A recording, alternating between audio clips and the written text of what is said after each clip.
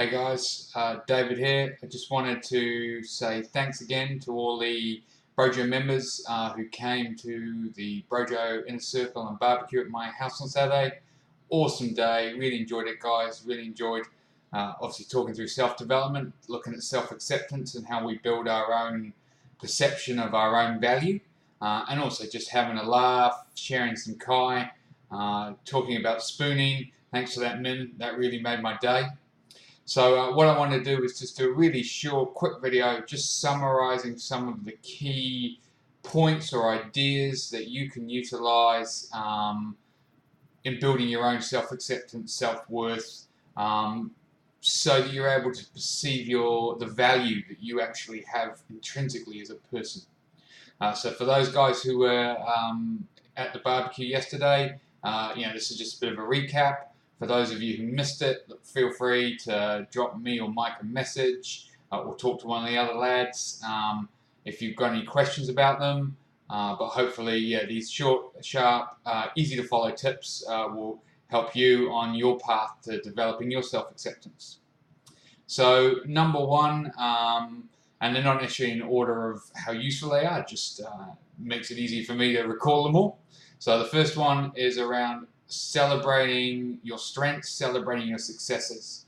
So obviously when you're reflecting on things, when you're looking at events and you're unpacking them and considering learnings and things, also look for opportunities or look for things that you did really well. Look for areas that you really practice value-based living and you demonstrate courage, honesty, compassion, empathy, whatever they are.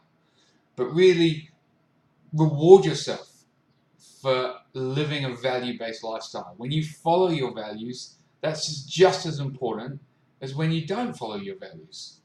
And sometimes we get so caught up on just focusing on the things we don't do well, we forget to look at the things we did do well.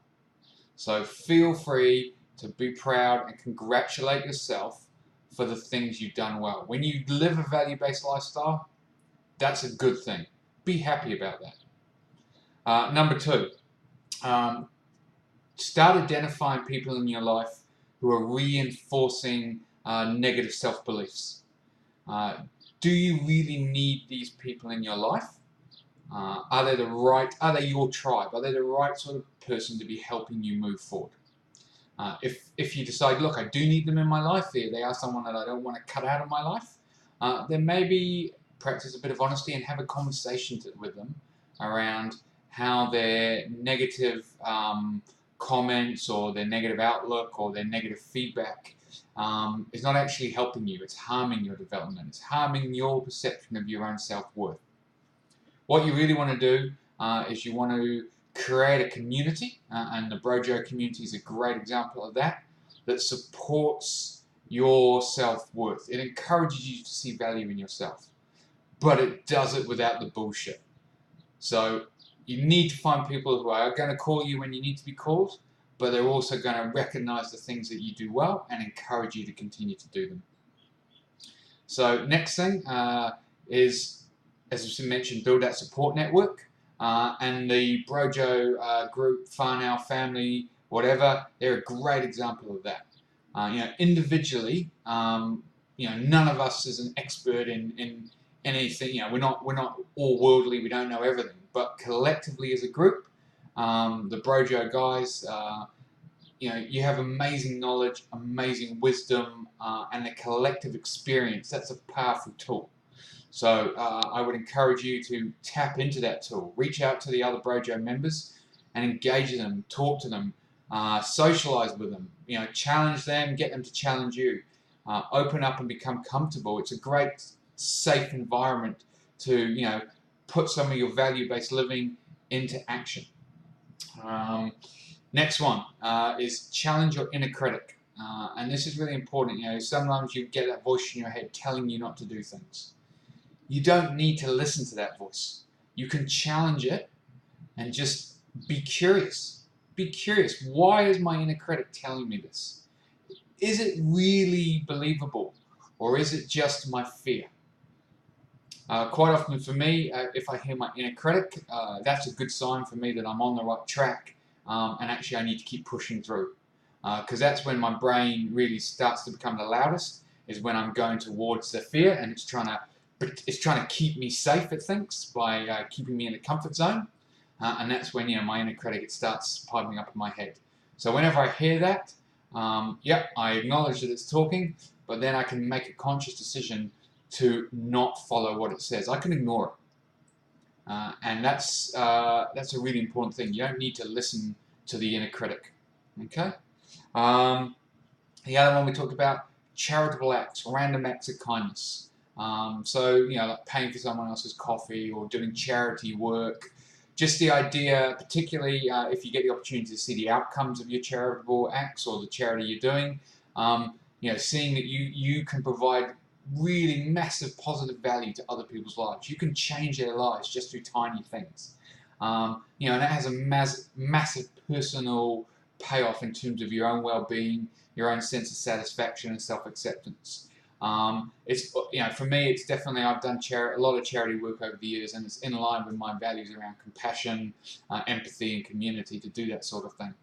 So really encourage you, if you're really struggling with seeing your own self-worth, self-acceptance, then that's a great place to start, because not only are you helping other people, but you're also helping yourself. So, and it can be done really small things, like I said, just like pay for someone else's coffee or something like that, lots of ways to do it. As I said, I joined the Big Buddy program and became a Big Buddy mentor. I also, volunteered to go and visit the elderly and stuff and spend some time and socialise with them, that sort of thing. Realize, this is an important one, I think, is that the idea that self-acceptance is not resignation. So just because you're accepting your current state, your current feelings, your current skill set, it doesn't mean that you're not still looking to grow. It's just that you're okay with where you are now. And that's really important. Sometimes we get hung up, and if I accept it, does that mean that I'm losing all motivation and I'm giving up? And it's not. All it is saying right now, you're comfortable with who you are, where you are, and how you got there. In the future, you still might want to change some of those things, but that's the future, and the self-acceptance is about the now. Yeah? And the other thing we talk strongly about, and I really recommend it, guys, if you haven't done this exercise, go out and do it. Message me if you want the template. I can flick it through. It's not a problem.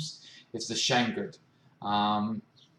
This is a tool where you start identifying those things that create shame in your life, that they're events that you've hung on to, that make you feel that you're not good enough, that the elements that make you up are not appropriate. And we've all got them, and I've talked to a lot of you guys about a lot of the shames I've had in my life, and as I reveal them, the more I reveal them, the more I discuss them with people, the more that people understand these are the things that make me up, the shadow part of me that I've tried to hide. I'm freeing myself from the burden of carrying that around. I'm sharing the load. I'm finding out that other people feel the same way as me. I'm finding out that actually it doesn't make me weird, it doesn't make me abnormal, just makes me who I am. So Shame Grid, really recommend it. Great tool. The idea that you've got to make friends with that shadow self, that part of you that we hide away. That's part of you. And if you're shutting that off, if you're closing off, if you're not actually engaging that part of you and being curious about it, then you're not embracing self-acceptance. And finally, I think the most important thing about all of this, it goes across all of the topics we talk about, all the Brojo stuff, is reflection. So action followed by reflection. Because reflection is how we see the learnings. It's where we look at what we did well, what we'd like to do differently, did we live by our values, did we drop the ball, whatever. I've posted a quote before, the idea that learning without reflection is like trying to fill a bathtub without the plug in. It's just not going to happen. So absolutely action is important, but just as important is the action of reflection, whether that's in the moment, whether that's talking to people, whether that's coaching with me, Michael, Dan, whether it's coming to Brojo group, whether it's journaling, or maybe it's all of those things. But reflection on the learnings, on the actions that you're taking, will give you a massive results. In fact, for me, if I don't reflect, I often miss what I was trying to do through my actions. I miss the opportunity to gain the learnings that I was trying to seek from the actions that I was taking. So look, yeah, once again, thanks to the guys who came along. For those Brojo members, I strongly recommend watching the video that Tahir posted. It's so in line with what we were talking about on Saturday. Really enjoyed the video. Thanks Tahir, and see you guys at the next Inner Circle. Take care, and yeah, be well out there, team.